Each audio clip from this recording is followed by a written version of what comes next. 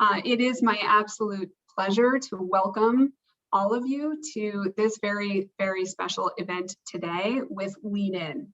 This event is 50 Ways to Fight Bias, and we have with us from Lean In, Stephanie Solov-Chu, and she is going to be leading us through a 90-minute workshop that helps people uncover and then also counteract gender bias in the workplace. It's just really fantastic content. We're really excited to get started with that. First, I just wanted to introduce myself. My name is Breen Sullivan. I'm the founder of The Fourth Floor, and The Fourth Floor is a new kind of tech-enabled membership community that brings together women entrepreneurs, board candidates, and investors. Our mission at The Fourth Floor is to increase the number of women on the boards and the cap tables of women-led startups. And our mission, we're driven to do that so we can initiate and advance for-profit board careers and investment portfolios, empower women entrepreneurs, and ensure women's access to capital. Our vision at The Fourth Floor is ultimately to democratize access to money and to power in order to level the playing field for women and drive systemic change. We're doing this by bringing differentiated networks together into a single community that's dedicated to creating and exchanging mutually beneficial opportunities. And we believe that by doing this, we will unleash an incredible amount of untapped wealth creation and innovation into the world. So that's what The Fourth Floor is all about. We have a lot going on at The Fourth Floor. If you are not a member, please consider applying. We will put the link in the chat to apply to The Fourth Floor. We also have a board bootcamp, which is coming up on June 3rd.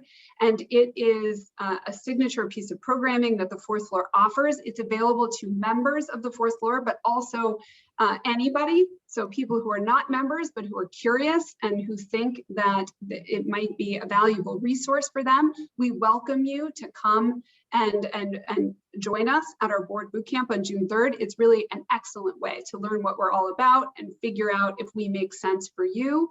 So you certainly could come to that first and apply later. Either way, links are in the chat. Finally, we are especially excited for today's discussion, as I said, and I know that there's a lot to discuss. So it is my absolute pleasure to turn the floor over now to Stephanie Solov-Chu from Lean In, and I will let her introduce herself because she is a fabulous woman. So please take it away, Stephanie. Thank you, Breen. I'm so excited to be with you all today to talk about bias in the workplace, which I think everyone here has probably experienced, has seen, and has motivation and desire to address. As we mentioned, I am with Lean In. I lead partnerships for Lean In, where I have the pleasure of bringing programs like this one to companies and organizations all across the globe. So I know many of you don't know each other, so would encourage you to drop in the chat your name, maybe your role, company, and then if you'd like to connect, you can also include your LinkedIn profile and begin to connect with some of the other women in today's event. I'm going to start off and you're going to hear me talk and you're going to learn and listen. And then the bulk of the time you'll be in a breakout group where you'll get to know some of the other women at this event and you'll dig into specific examples of bias and kind of workshop with each other how you would address different situations. So go ahead and introduce yourself into the chat and I will share my screen and get us started. All right. Can I get a thumbs up from anyone who can see my screen? Great. Okay. So for those of you who aren't familiar with Lean In, our organization was founded about 8 years ago. And our mission is to help women achieve their ambitions and work to create a more equal world. The 50 Ways to Fight Bias program you're about to go through today was developed in partnership with a number of incredible organizations. And you can see a bunch of their logos here. This includes Stanford's Women's Leadership Innovation Lab, Unidos US, National Urban League, and Paradigm, a DEI consulting firm. We've intentionally built the program to be highly intersectional, as you will see today, and partnering with these organizations is what's allowed us to do that. Before we dive into the program, I want to provide some of the context on the research that underpins this program.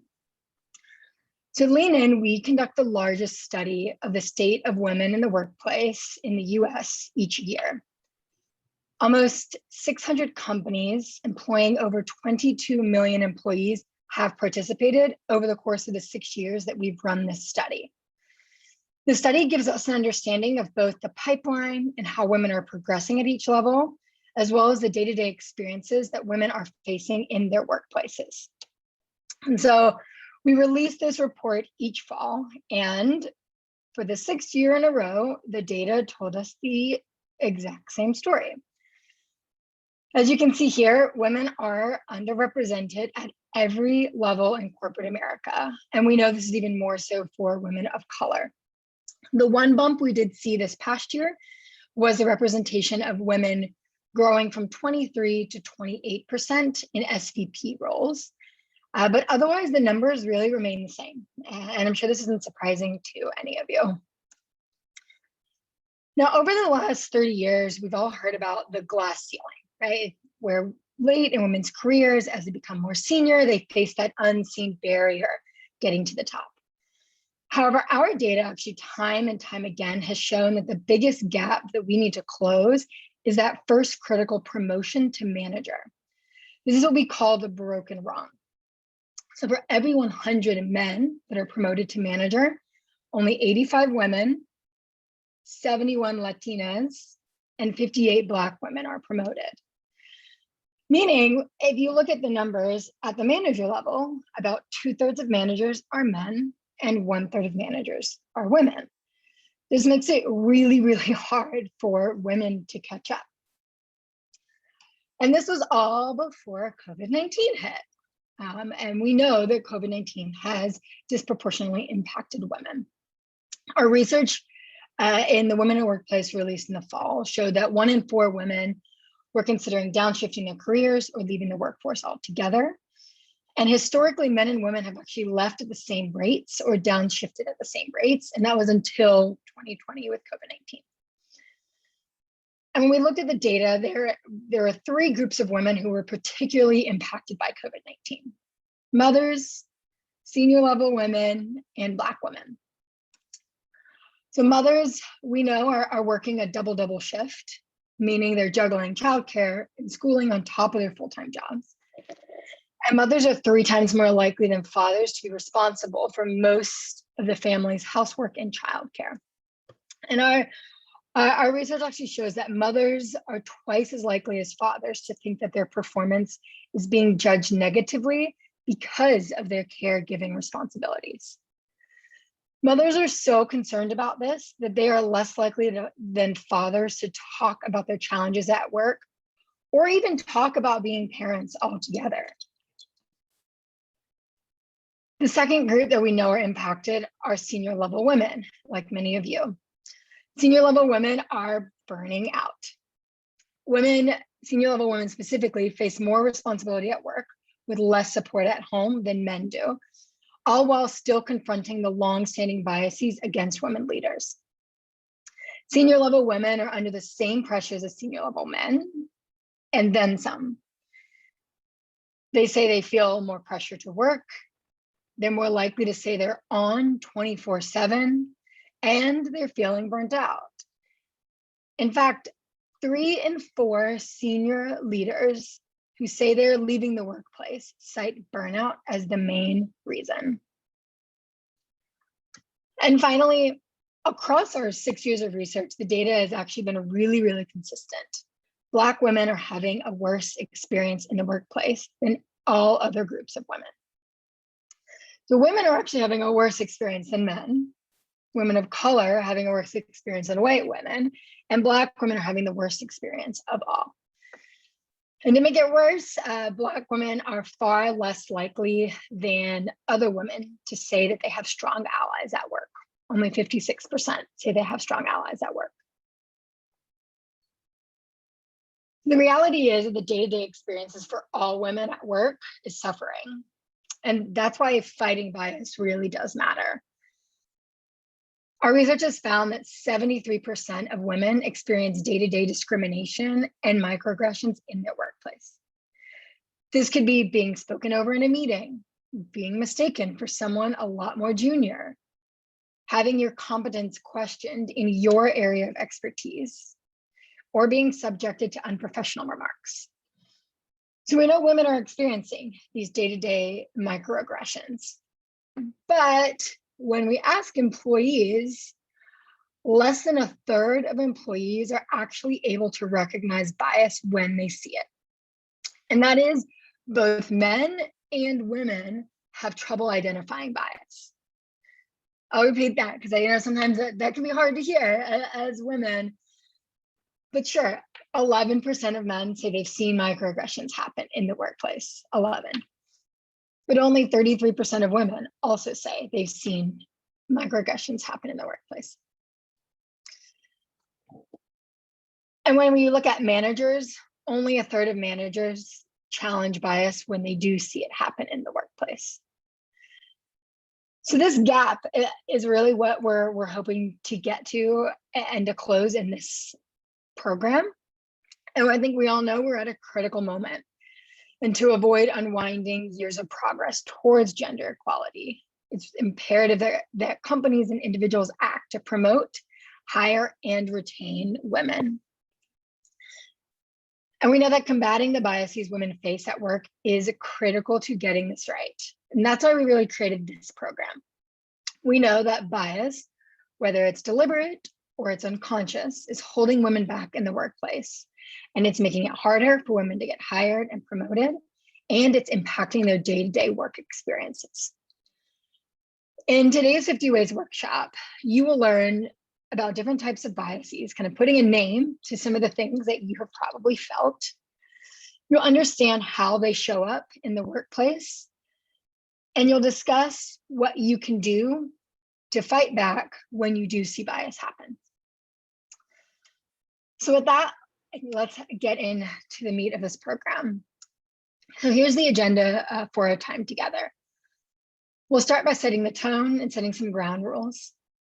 Then we'll learn about some of the biases women face through a video. Then we'll spend the bulk of the time diving into an activity where you'll look at a specific situation of bias and talk about how you might respond. At the end, we'll finish with a closing activity. Before we begin, I do want to set some grounding for how we talk about bias. Women face biases due to their race, their sexuality, and other aspects of their identity. We know that bias is not limited to gender, and people experience multiple biases due to the other pieces of their identity, whether that's their race, their sexual orientation, a disability that they have, or any other aspects of their identity. And when these biases are added together, compounded discrimination can actually be greater than the sum of its parts. This is the concept we call intersectionality. And intersectionality can really be at play in any of the situations. Many of the situations in this activity focus specifically on experiences of women with different marginalized identities. But we know that bias can be at play and compounding biases can be at play in any situation. And finally, we just want to note that we all fall into bias traps. People of all genders can make biased comments or behave in other ways that disadvantage women. We often will do this unconsciously, but it's also important to remember that not all bias is unconscious. Unfortunately, many people still experience overt discrimination based on their race, gender, sexuality, disability, or other aspects of their identity. And I'll say, as someone that does this work day in and day out, I still fall into bias traps. We all do. And I think it's important that we all recognize that's a part of this journey, is knowing that we are going to fall into these traps. When you get into your small groups, there are a couple of ground rules I just want to share.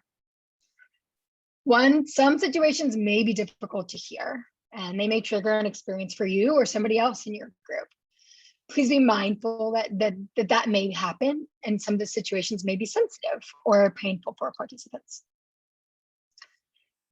Stories that you share should also be anonymous. We ask that when you do share your personal experience, which we want you to do, that you share it without using specific individuals' names. And finally, give people the benefit of the doubt. Remember, everyone here is here to learn and to do better. And a part of that is having an open and honest exchange. So before we start the activity, we're going to ground in the shared understanding of some of the common biases that women experience and some of this terminology. This is a really important step in that first piece of being able to identify bias when it occurs. So with that, I'm going to share a video. Hopefully you all can hear it.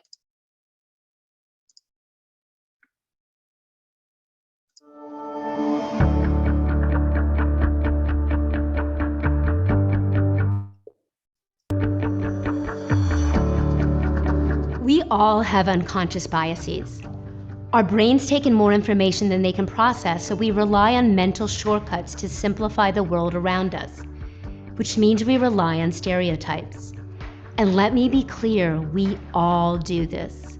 Sometimes those mental shortcuts are helpful.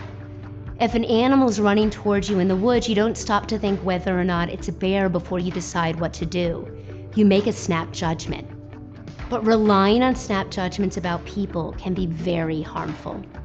Experts at Harvard developed what's called the IAT, or the Implicit Association Test, to better understand the biases we commonly hold.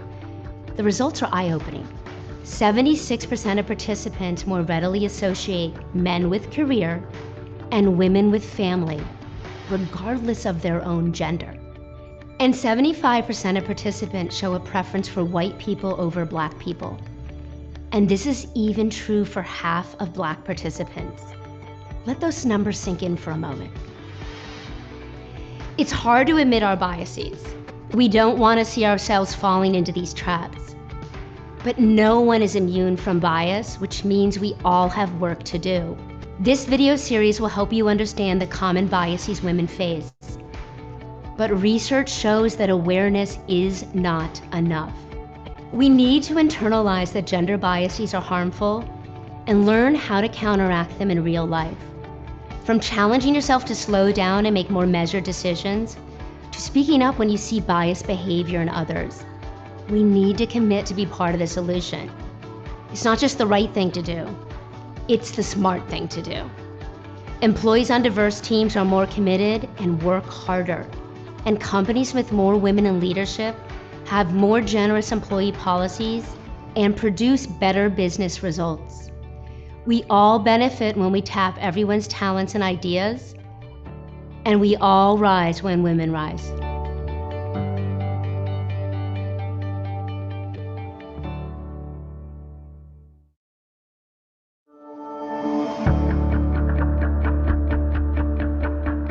Performance bias is based on deep-rooted assumptions about women's and men's abilities. We tend to underestimate women's performance and overestimate men's performance.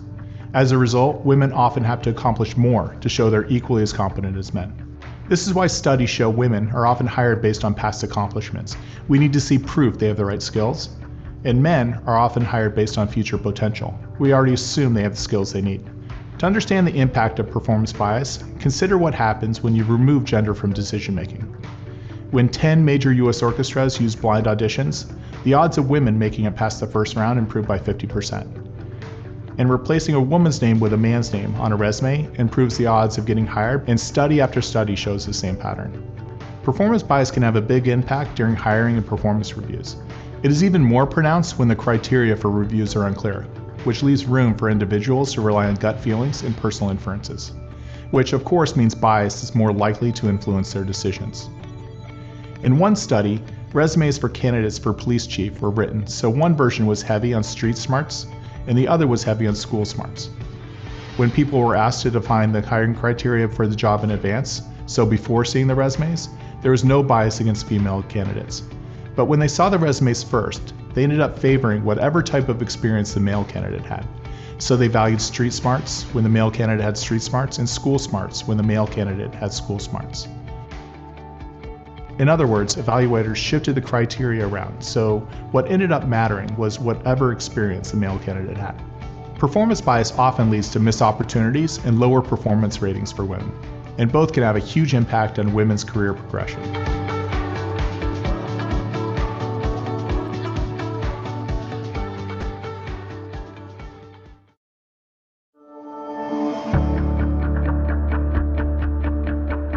Attribution bias is closely linked to performance bias. Because we tend to think women are less competent, we are less likely to give them credit for their accomplishments, and we are more likely to blame them for mistakes. Even when women and men work on tasks together, women often get less credit for success and more blame for failure. We also fall into the trap of thinking women's contributions are less valuable than men's. One place this happens is when women are talking. Women are more likely to be talked over and interrupted in meetings. In one study, men interrupted women nearly 3 times as often as they interrupted other men. And women were also far more likely to interrupt other women, but they rarely interrupted men. Perhaps not surprisingly, because women are held to higher standards, tend to receive less credit, and wield less influence, their confidence often erodes. For example, when it comes to performance, women predict they'll do worse than they actually do. In contrast, men predict they'll do better than they actually do. Women are also less likely to think they're ready for a promotion than men. And men typically apply for jobs when they meet 60% of hiring criteria, while women wait until they meet 100%. However, it may not just be lack of confidence holding women back. Because we hold women to higher standards than men, women may rightfully feel like they have to hit a higher bar.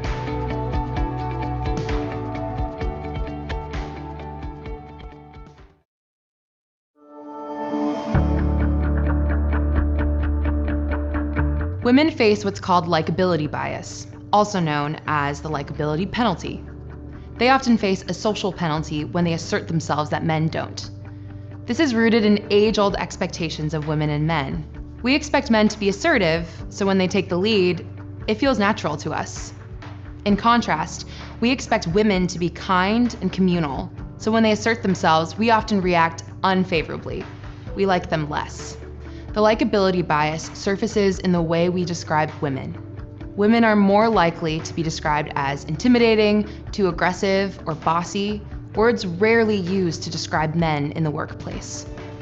And you may have caught yourself having a negative response to a woman who has a strong leadership style or speaks directly. Being well-liked really matters. Ask yourself, who are you more likely to support and promote? The men with high marks across the board, or the woman who has equally high marks but is not as well liked? To make things more complicated, women also pay a penalty for being likable. When women are seen as agreeable and nice, we often consider them less competent.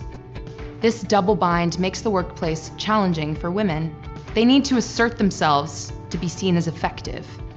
But when they assert themselves, they may be less liked. Men do not walk this same tightrope.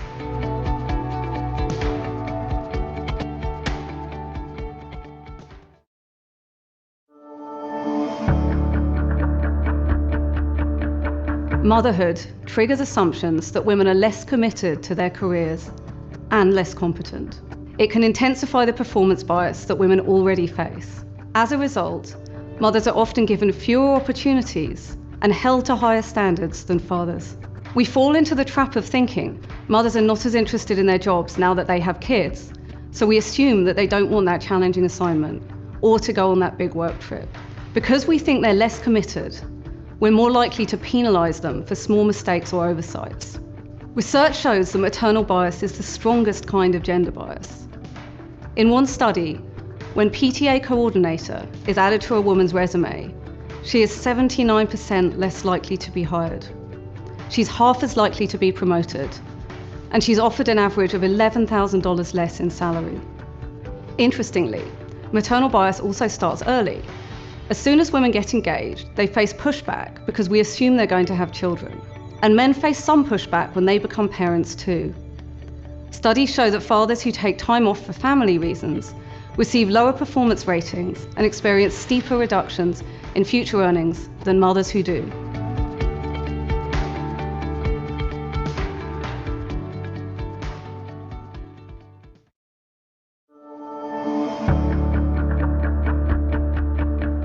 Affinity bias is what it sounds like. We gravitate towards people who are like ourselves, people who are similar in appearance, beliefs, and background. And we tend to avoid and even dislike people who are different from us. Affinity bias plays out in several ways in the workplace. In studies, mentors say they're attracted to protégés who remind them of themselves. Hiring managers are more likely to spend time interviewing people who are like them, and less time getting to know people who are different. Not surprisingly, they are more likely to give people like them a favorable evaluation. Because white men hold more positions of power and are more likely to gravitate towards other white men, affinity bias has a particularly negative effect on women and people of color. They can end up getting overlooked or left out.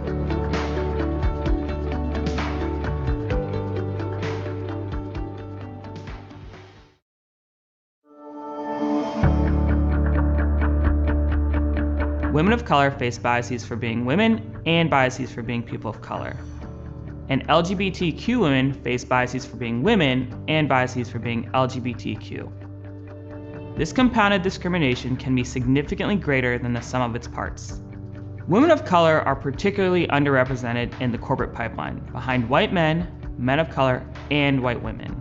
Compared to white women, women of color receive less support from managers, get less access to senior leaders, and are promoted more slowly. And black women are particularly disadvantaged. This same dynamic holds true for LGBTQ women. Research shows that lesbians have a harder time securing employment than women more broadly. According to one study, when a woman has something on her resume that indicates she's LGBTQ, for example, volunteering for an advocacy group, she's far less likely to get a call back. Many women experience even more biases and types of discrimination. Imagine the compounding effect of being Asian, LGBTQ, and a woman. Or of being Black, Muslim, an immigrant, and a woman.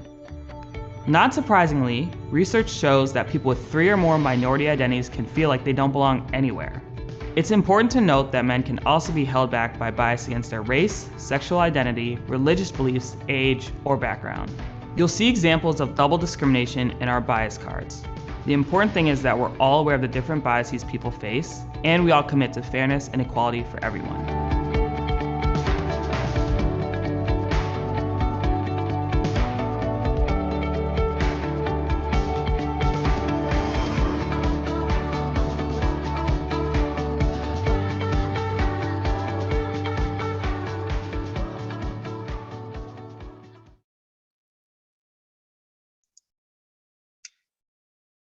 All right. Well, I hope that you all learned something new in that video. I think I've seen it so many times and I still learn something new each time. So as we move into, before we hop into our group, I want to get you all thinking with a couple of icebreakers to bring some of this data to life. So I'm going to put this question up here and would love for you to put your answers, what are your guesses for the answer, into the chat. This first question: when 1 in 10 senior leaders at their company is a woman, what percentage of men and what percentage of women think women are well represented in leadership? What are your guesses? Throw in any guesses that you have.